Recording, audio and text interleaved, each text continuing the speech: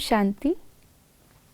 आज 13 मार्च 2022 है और आज के अव्यक्त इशारों के द्वारा बाबा हमें कर्म योगी का अर्थ समझा रहे हैं और कर्म योगी होने के फायदे, जिसमें से एक है उपराम रहना, इसके विषय पर भी बता रहे हैं। तो आइए जानते हैं बाबा के अव्यक्त इशारे।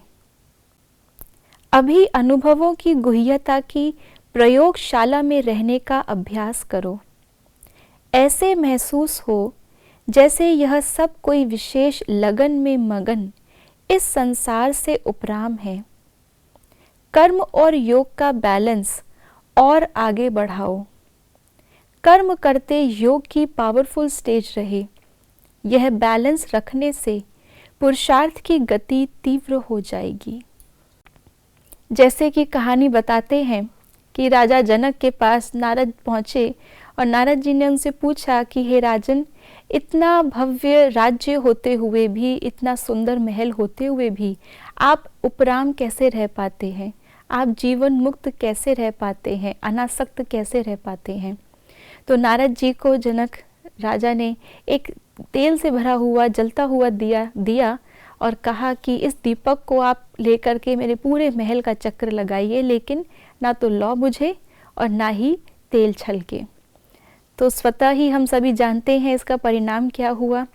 महल का चक्र तो लगा लिया और लक्ष्य को भी पूरा कर लिया, लेकिन महल ही नहीं देखा। तो यही बाबा आज हमको समझाना चाह रहे हैं, कर्म और योग का बैलेंस। कर्म और योग का बैलेंस, इसका अर्थ ये नहीं है कि कर्म किया और बीच बीच में बाबा को याद करते रहे। कर्म से रोक करके 1 मिनट ट्रैफिक कंट्रोल किया तो याद रही, और जब हम उसके बाद फिर कर्म में आए तो 1 घंटे तक फिर याद नहीं रही, फिर 1 मिनट का ट्रैफिक कंट्रोल फिर याद। इसको बाबा कर्म योग नहीं कहते, लेकिन कर्म के साथ साथ योग। पहले बाबा की याद रहे, फिर उस याद के आधार पर अपनी स्थिति से हम उस कर्म को करें। ये है कर्म और योग का बैलेंस, जिससे हमें सफलता मिलती है। और इस कर्म योग के बैलेंस के आज बाबा ने हमको 2 फायदे बताए हैं। पहला तो सहज ही, जो हमने कहानी से भी समझा, कि जब हम अपने कर्म को करते हुए अपनी स्थिति पर अटेंशन रखते हैं और योग में बाबा के ऊपर हमारा ध्यान रहता है, बाबा से अनुभव करते हैं, तो सहज ही बाकी सभी बातों से हम उपराम हो जाते हैं, वहाँ रहते हुए भी जैसे कि वहाँ नहीं है। दूसरा, उस समय बाबा जो हमको कर्म के द्वारा अनुभव कराएंगे, हमारी बुद्धि को टच करके हमसे सही निर्णय करवाएंगे, वो हमारे अनुभव के खाते में जुड़ जाता है, वो हमारा अनुभवों का खजाना बन जाता है।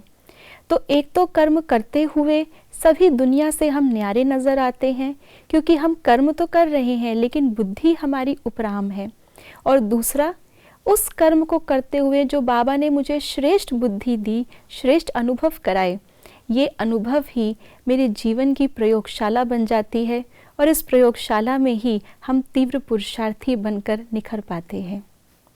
तो यही है आज का चिंतन बिंदु, कि मैं आत्मा आज सारे दिन कर्म से पहले योग की अवस्था में ही रह करके फिर कर्म करूं। ओम शांति।